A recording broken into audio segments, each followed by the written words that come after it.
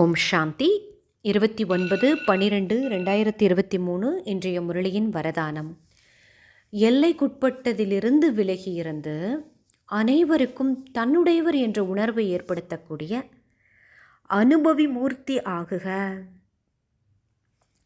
இப்போ நம்ம லௌகீக குடும்பத்தில் நம்ம குழந்தைகள் என்ன நினைப்பாங்க? இது என்னுடைய அம்மா. நம்மளுடைய சகோதரிகள் என்ன நினைப்பாங்க? இது என்னுடைய சகோதரி, அக்கா, தங்கை அப்படின்னு அவங்களுக்கு இவங்க என்னுடையவர்கள் அப்படின்ற உணர்வு ஏற்படும். இது இயல்பாக இருக்கும்.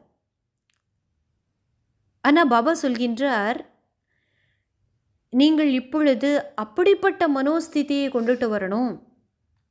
நீங்கள் உங்களுடைய எல்லைக்குட்பட்ட விஷயத்திலிருந்து விடுபட்டு எல்லைக்கு அப்பாற்பட்ட ஸ்திதியை நீங்கள் உருவாக்கினீர்கள் என்றால் அனைத்து ஆத்மாக்களுக்கும் இவர் என்னுடைய தீதி, இவர் என்னுடைய சகோதரன் அப்படின்ற அனுபவம் ஏற்படும்.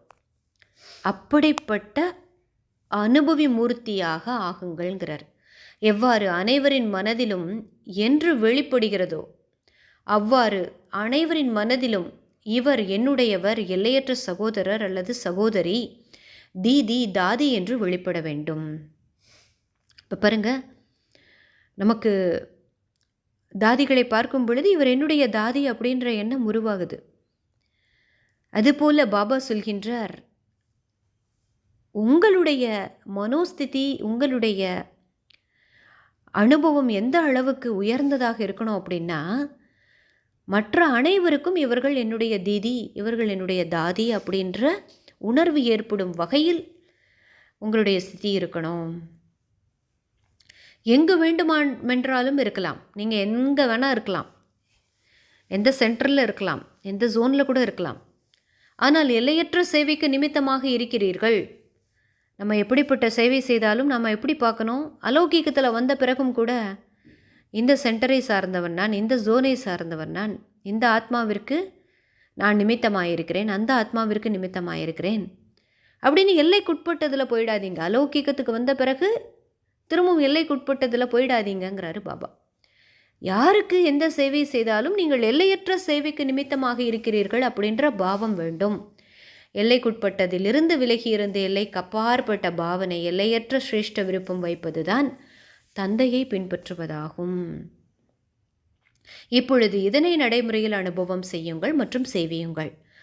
அனுபவியான வயோதிகர்களை என்ன சொல்லுவாங்க? பிதாஜி இல்லை பெரியப்பா என்று சொல்வார்கள்.